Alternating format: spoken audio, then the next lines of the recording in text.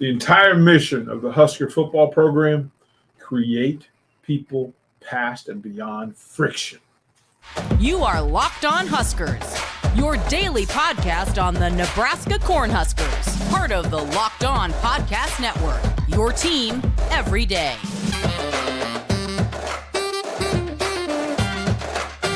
Hey gang, once again, it's DP Locked On Huskers. Thank you for making Locked On Huskers your first watch, first listen each and every single day. Thanks to the folks from Locked On Sports and the Locked On Sports Network for making this stuff happen, making this content available to you. Do me a favor. Click subscribe, click like, click follow, share the content, let folks know this is a spot to come hang out to get your latest Husker news of the day. I want to thank the folks from FanDuel, and this is, again, America's sportsbook, the number one sportsbook. So you can find the app, download the app now. It's a pretty good time with the NBA kind of picking up its speed. And with March Madness, you can go on, you get the best points. You can talk about, you can place bets on who's shooting, number of threes made, whatever it is, whatever the thing that makes this thing more interesting to you, you can do it. FanDuel.com/lockedon. Get to it. Today's special guest. And I use the word special in this one because in this episode of Locked On Huskers, we get to talk about why any of being a Husker matters. It is life beyond the game. It is the people within the games, the people who wear the uniforms and put on the helmets. It's the lives that they lead because of Nebraska football and the connections they make, what it means to be a Husker. And one of the great stories of success and victory and being able to find your way in spite of friction. It's our guest. Let's bring him in, Ricky Simmons.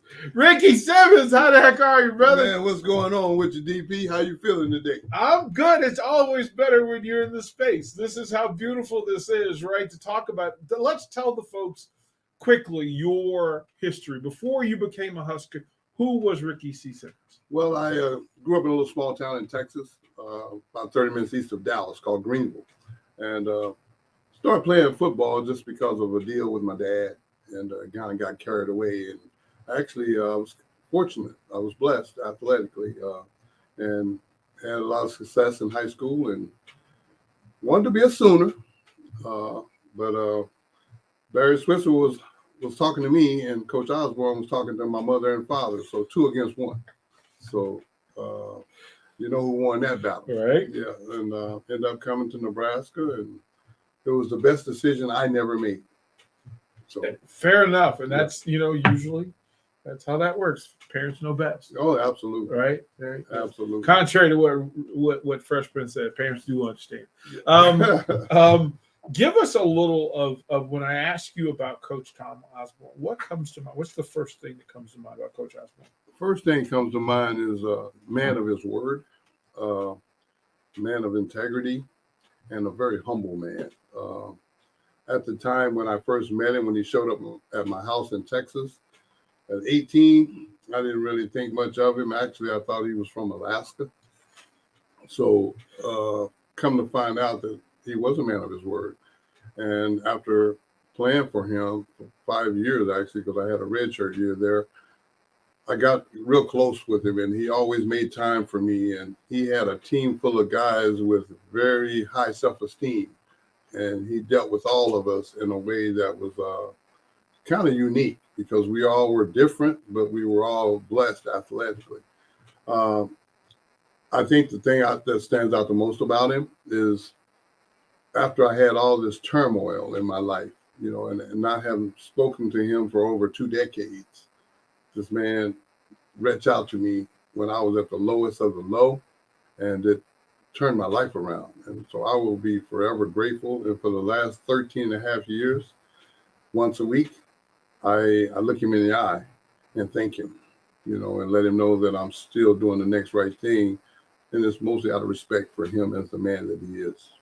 Here's the thing, and I want to tell folks and be in full disclosure, there's zero chance and zero possibility that we could have a sit down with Ricky C. Simmons and get to everything that we need to hear from Ricky C. Simmons. There's a lot to unpack and a lot to deliver, a lot to share. So in this first segment, we'll talk a little bit about the history, and then we'll get into your time as a Husker and then the friction. But let me ask this question about that era. So Coach Osborne brings you in, and as you said, this is a talented roster. Give me that. Let's go through that running back room at the University of Nebraska while you were here. Okay. I came in with Roger Craig. Then the next year, Rozier showed up.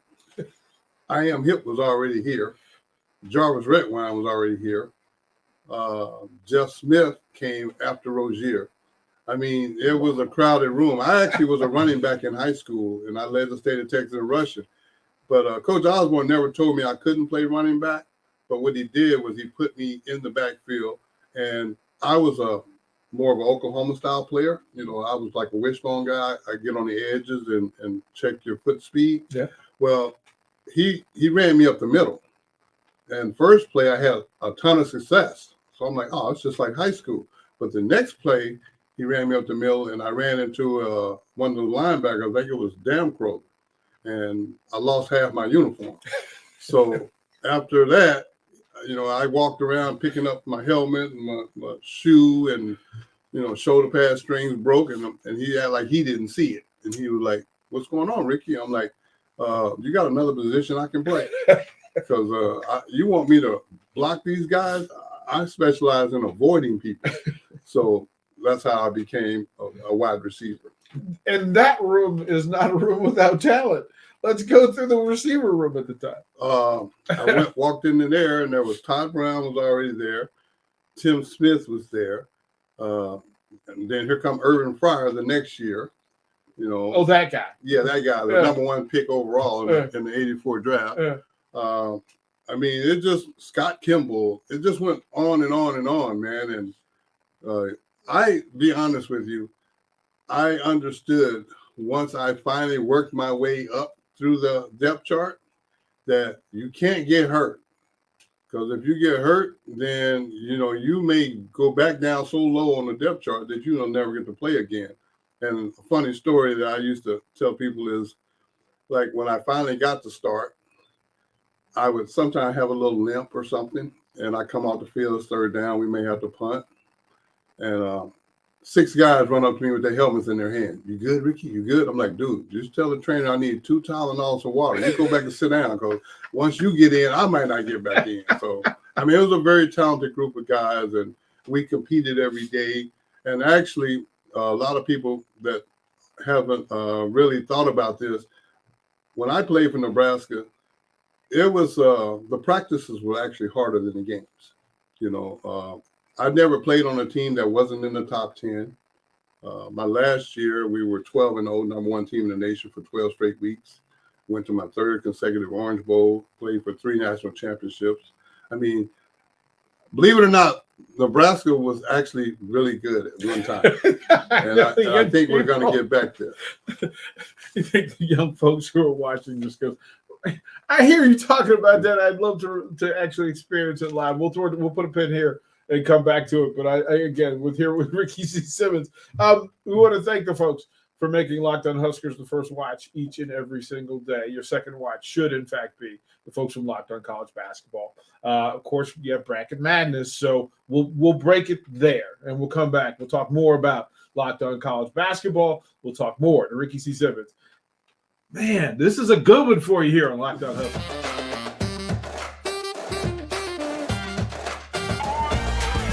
Welcome back, gang. Locked On Huskers again. Thank you for making Locked On Huskers your first watch and listen each and every single day. Your second should be college basketball's college basketball bracket breakdown with national analysis, insights from our local experts. Locked On College Basketball bracket breakdown has everything you need.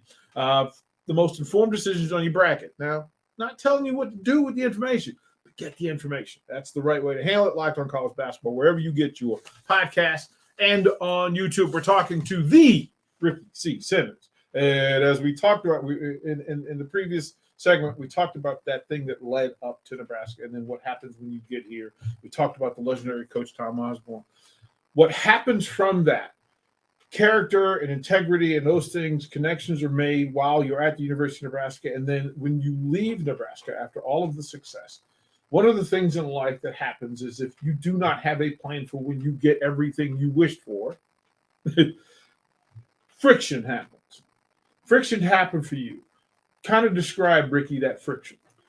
Well, after Nebraska football season ended, we lost that national championship to Miami by 1 point. Because we went for 2. Wanted to win versus a tie. I got drafted by the USFL by Washington Federals. And it wasn't a lot of money compared to what these guys make today. But, man, back then, it was pretty decent money. It broke down about $10,000 a week. So I said, well, I guess I'll keep playing. And once I got into the league, they have an 18 games season. And those checks were breaking down to about $10,000 a week. And I'm in D.C., well, actually, Alexandria, Virginia is where I lived, but I drove into RFK Stadium every day for the practice and the games. And I met a teammate that I thought wanted to just maybe smoke a little weed, and I was cool with that, but he had a different version of getting high, and it was basically free-base cocaine. And I tried it once. I said, well, I'm really cool with that, but I'll try it tonight, and then after that, you don't got to come back. Yeah. Well, I got hooked the first night, and I ended up starting 18 games as a rookie, and I was high the whole season. I played football all day, and I got high all night.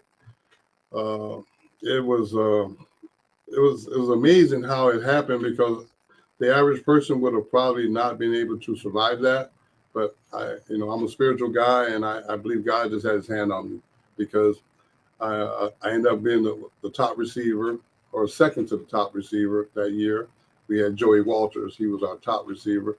And everything went really well, football-wise, but my life was falling apart, and I didn't even know it. Actually, I was an addict that didn't know I was an addict. I just thought I was just doing something. And then after the first season, we lost so many games, they sold our team. The second season, we were the Orlando Renegades, and I picked up where I left off my rookie year. And after that season was over, the league folded, and I got picked up by the Atlanta Falcons. They brought me in with this big contract, and a guy that I had idolized just had his third knee operation, and he was actually teaching me his position. His name was Billy White Shoes Johnson. And I'm at practice for all the wrong reasons. I'm not even thinking about football at this point. And I went and found some drugs one day after practice, and I was doing drugs. And 2 days before I could even play my first game with the Falcons, cocaine convinced me that football was getting in the way of my using. So I walked into Dan Hennon's office and quit. He thought I was joking. He's like, oh, little Cornhusker, go get dressed. We're going to feature you this weekend against the Saints. I'm like, okay. But I went to the parking lot and left, and they never saw me again. Didn't show up for practice the next couple of days. I missed a game. So Monday they released me. Then I went on a 25-year cocaine binge that never seemed to stop. Only time it stopped is when my body shut down. And in the process of 25 years, I went to 10 treatment centers, graduated 9 of them, and I had 4 trips to prison as well. How do you get through? How do you, so you and I were having a private discussion about hustling, grinding, crushing. Right. How did you get through the friction to where you are today? Well, that's a good question. To be really honest with you, it took losing everything. In 2006, I lost both parents. My parents were very educated people, both school teachers, master's degrees. I lost them both in 2006. They had been married 50 plus years. So I don't have the typical story of a person that's on drugs. But I was in prison for the 4th time. And I received a letter. It was in 2008. I received a letter. Hadn't gotten mail, hadn't heard from nobody. It's kind of like a forgotten soul. All of a sudden I got a letter. And this letter was basically a paragraph. I memorized it. It said, Dear Ricky, I know your parents believed in you. I believe in you. And upon your release, if there's anything I can do to help you, feel free to contact me. And it was signed Tom Osborne. Right then and there in my prison cell, I fell on my knees. I turned my life over to Christ. And 13 and a half years later, I'm still clean and sober. And I did splurge last night. I had a Sprite. Look at you. Go wild. Yeah, go man, wild, young man. I was living on the edge. Go wild, young man. Yeah, I was living on the edge. This is such a unique story that the story deserves to be told and amplified. There is a documentary that was just featured at the Omaha Film Festival. Please tell the folks about that documentary. The title of the documentary is "Look Like Somebody." I'll give you guys, since we've already shown it at the film festival, I'll give you where the title came from. In 2004, I went back to Texas to take care of my ailing parents. My dad was on a walker at this point. My mom had dementia, diabetic. So I was taking care of them for like 2 years by myself. But I had a lot of pressure because Adult Protective Services was trying to move them, and they didn't want to be moved. So I would put them to bed every night about 10 o'clock, and then I'd go up in my section of the house, and I would do drugs to stay up all night in case they needed me. And one night I was doing drugs in my room, and my dad come walking up the hallway. I heard that walker, man, clank, clank. I was like, oh, man, it's my dad. I thought he was asleep. And he got outside of my door, and he yelled, top of his lungs, like he did, because he was a real loud man. He yelled, Ricky. I was like, I ran out in the hallway. I was like, what's going on, big man? He said, I need you to promise me 3 things. I'm like, okay, then. No, say you promise. I said, okay, I promise, Dad. He said, son, don't you never give up. I said, Dad, I won't give up. And then the second thing he said was, at some point, you got to put God in your life. I'm like, Dad, I'll be honest with you. It won't be tonight, but I will at some point. And then the third thing he said, and this third thing got nothing to do with nobody but me. He said, every day you blessed to see, you get up and you look like somebody, and you do that for me. Then he clank, clank, clank back to his bed. The next day he had a stroke, and he never spoke to me again. So the title of my documentary is Look Like Somebody. It's named after my dad's last words to me. How will folks be able to find this in the future? Well, I'll have to get back with you on that because, like I said, right now we're shopping it around. I got a trailer out there that people can watch in this on my YouTube channel or on my Facebook. I will have to let you know because we're in the process of trying to get this thing out there on a big scale. And as soon as I find that out, then I will be able to let you know. We'll have you back. We're not done with Ricky. We'll throw the break here. Again, great stuff with Ricky C. Simmons. Again, we thank the folks from FanDuel, America's #1 sports book. No sweat, first bet up to $1,000. All that's in play. It's your choice what you do with it. You can find it and download it. FanDuel.com/lockedon for more perks and benefits along the way. We'll close out with Ricky C. Simmons. Lots to talk about. There's some things that you get from Ricky Simmons anytime you engage with him. We'll let him tell you how to find him on social media.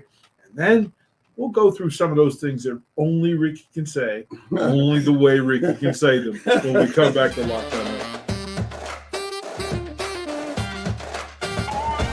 Once again, thank you for making Locked On Huskers your first watch. Listen each and every single day. Thank the folks from Locked On Sports for making this happen and allowing us to bring this Husker content to you each and every single day. It's been a pleasure with Ricky C. Simmons to go through. I'm going to tell you, go down, subscribe, follow. Please do that. We'll cover that. Put your comments. If you got anything you want to say to Ricky, put them down in the comments. We'll share, make sure Ricky gets them. Ricky, we're going to ask, let folks know how they can find you on social media. Well, I'm all over Facebook. Ricky C. Simmons is my public figure page, but I have a personal page. It's Ricky Simmons. And then on Twitter, it's at Ricky C. Simmons, and Instagram is at Ricky C. Simmons. Appreciate any feedback I can get, and I do reach out to people when they reach out to me. It's quality stuff, but there are things that you cover anybody that engages and crosses paths with you with. Each one is a gift. Each one is a blessing. Each time you say it, my heart jumps for joy, and it means the world.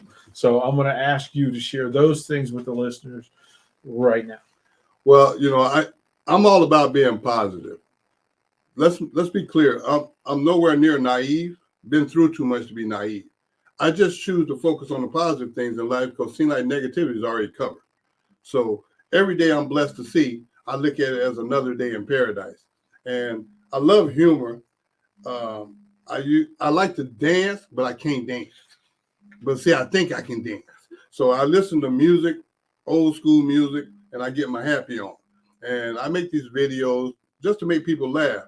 I'm honest with people. I do suffer from a disease. And this disease is called high self-esteem. I love me some me. I mean, I'm not going to make no excuses for that.